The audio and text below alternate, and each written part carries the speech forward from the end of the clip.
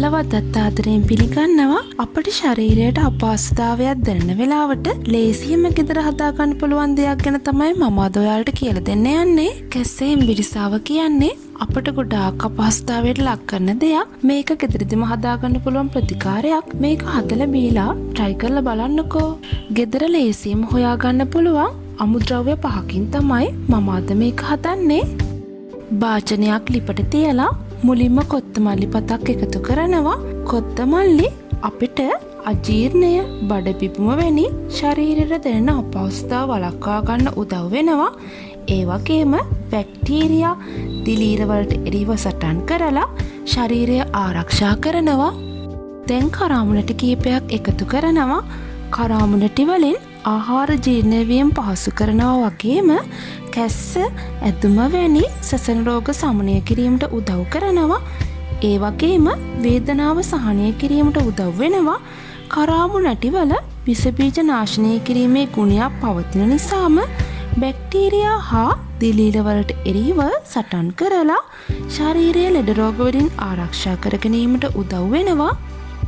දැන් මම ගම්මිරිස් ඇට කිහිපයක් එකතු කරනවා. ගම්මිරිස් විශේෂයෙන්ම කැස්ස හා තදබල සසන රෝග වගේම සෙම්පතික්ෂාව සමනය කිරීමට උදව් කරනවා. ශරීරයේ බර අඩු කිරීමට උදව් වෙනවා වගේම වේදනාව සහනය කිරීමටත් දායක වෙනවා. දැන් මම ඉඟුරු කෑල්ලක් හොඳට සෝදලා පොත්තත් එක්කම තලලා එකතු කරනවා.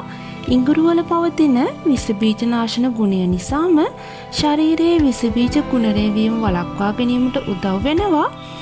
ඒ වගේම මේ මගින් ශරීරයේ සීනි මට්ටම පාලනය කරනවා වගේම ශරීරයට අහිතකර කොලෙස්ටරෝල් මට්ටම අඩු කිරීමට දායක වෙනවා.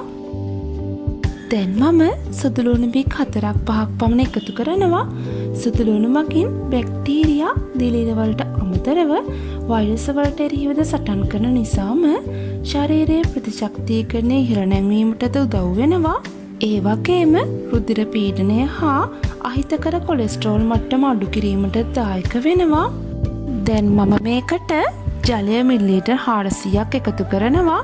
ඊට පස්සේ මිලිලීටර් 200ක් වෙනකන්, ඒ කියන්නේ හරියටම භාගයක් වෙනකන් මේක හිඳව ගන්න ඕනි.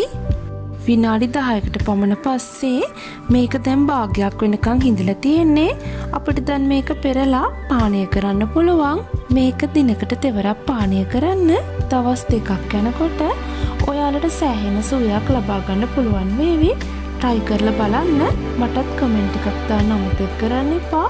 මේ වගේ වීඩියෝ බලන්න මාව subscribe කරලා මාත් එක්ක එකතු වෙලා ඉන්න. අදට ගිහින් එන්න. ඔයාලට සුබ දවසක්.